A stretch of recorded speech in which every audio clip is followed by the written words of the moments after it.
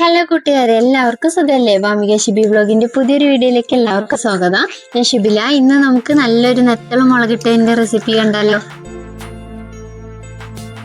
തോല് നന്നായിട്ട് ക്ലീൻ ചെയ്തെടുത്തിട്ടുണ്ട്. ഇതിലേക്ക് വേണ്ടത് ചെറിയുള്ളിയാണ്. ഒരു 20 വലിയൊരു ചെറിയുള്ളി നന്നായിട്ട് രണ്ടായി കീറിയെടുത്തതാണ്. 2 തക്കാളി ചെറുതായി പൊടിയായി അരിഞ്ഞെടുത്തതും, ഒരു വലിയൊരു പീസ് ഇഞ്ചി, 3 വെളുത്തുള്ളി ഇതുപോലെ ചെറുതായി അരിഞ്ഞെടുത്തത്. പിന്നെ പൊടികളായിട്ട് ഇതിലേക്ക് എടുത്തിട്ടുള്ളത് 1/2 ടീസ്പൂൺ മഞ്ഞൾപ്പൊടി, ഒരു 1.5 ടേബിൾ സ്പൂണോളം മുളക് പൊടി, ആവശ്യത്തിന് ഉപ്പ്, പുളിക്ക് ആവശ്യത്തിന് കുളംപൊടി. കറി ഉണ്ടാക്കാനായിട്ട് തുടങ്ങാനായിട്ട് മൺചട്ടി ചൂടാവാനായി വെച്ചിട്ടുണ്ടായിരുന്നു. അതിലേക്ക് 2 ടേബിൾ സ്പൂൺ വെളിച്ചെണ്ണ ചേർത്ത് കൊടുക്കുക. എണ്ണ ചൂടായിട്ടുന്നതിലൊന്ന് ഉലുവ ചേർത്തൊന്ന് പൊട്ടിച്ചെടുക്കുക.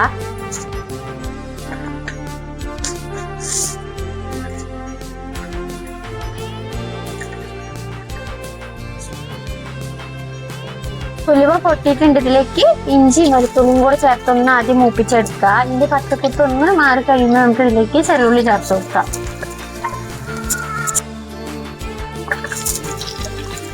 ഇഞ്ചിയൊക്കെ നന്നായി മൂത്ത് വന്നിട്ടുണ്ട്. ഇതിലേക്ക് ചെറുള്ളിയും കൂടെ ചേർത്തൊന്ന് വഴറ്റിയെടുക്കുക. നെത്തൽ കറിയിലൊക്കെ എപ്പോഴും ചെറിയുള്ളി ഉപയോഗിക്കുന്നുണ്ട്, കുറച്ചും കൂടെ നല്ലത്. വെല്ലുള്ളി ചേർക്കുമ്പോൾ ഒരു മധുരം വരും. ഉള്ളിയൊക്കെ നന്നായി വഴറ്റി വന്നിട്ടുണ്ട്. നമുക്ക് ഇതിലേക്ക് പൊടികൾ ചേർത്ത് കൊടുക്കാം.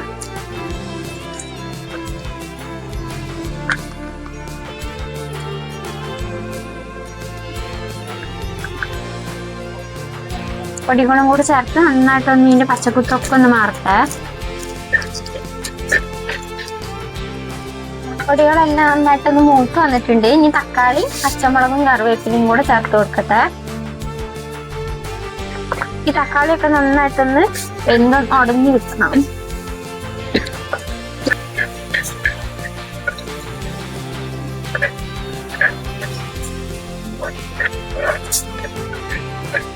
തക്കാളി ഒന്ന് ചെറുതായി വാടി വരാനായിട്ട് തുടങ്ങിയിട്ടുണ്ട്. ഇതിലേക്ക് പുളിക്ക് ആവശ്യത്തിനുള്ള കുടംപുളി, ആവശ്യത്തിന് ഉപ്പും കൂടെ ചേർത്ത് കുറച്ച് വെള്ളം കൂടെ ചേർത്തൊന്ന് വേവിച്ചെടുക്കുക.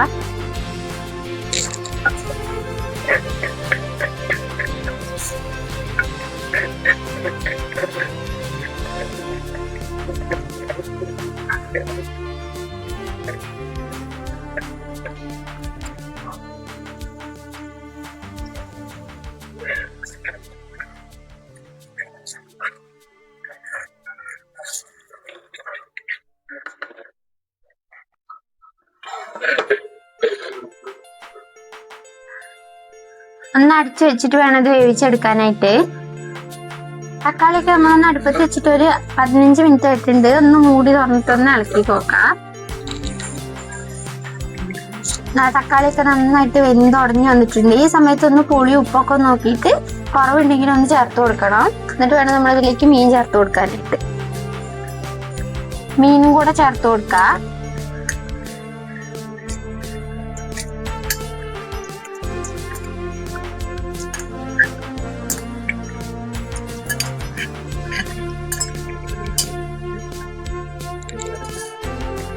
നന്നായിട്ടൊന്ന് ഇളക്കി ഈ മുളകും പുളിയും എല്ലാം മീനിന്റെ എല്ലാം വശത്താവുന്ന പോലെ ഒന്ന് ഇളക്കി കൊടുക്കുക. പൊടിഞ്ഞു പോവാതെ വേണ്ടിട്ട് ഇളക്കി എടുക്കാനായിട്ട്.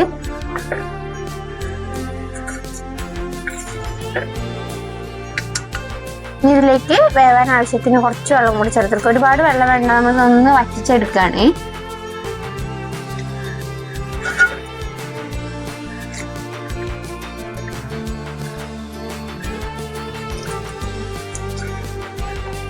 ഒന്ന് അടച്ചു വെച്ചിട്ടൊന്ന് വേവിച്ചെടുക്കാം.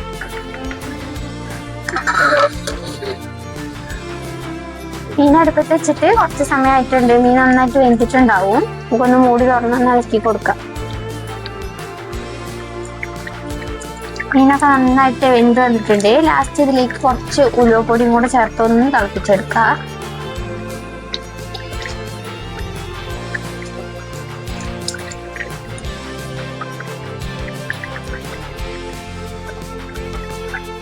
നെത്തൾ മുളകിട്ടത് അവിടെ റെഡി ആയിട്ടുണ്ട്. ലാസ്റ്റ് നമുക്ക് ഇതിലേക്ക് കുറച്ച് കറിവേപ്പിലയും പച്ച വെളിച്ചെണ്ണയും കൂടെ ഒന്ന് ചേർത്ത് കൊടുക്കാം.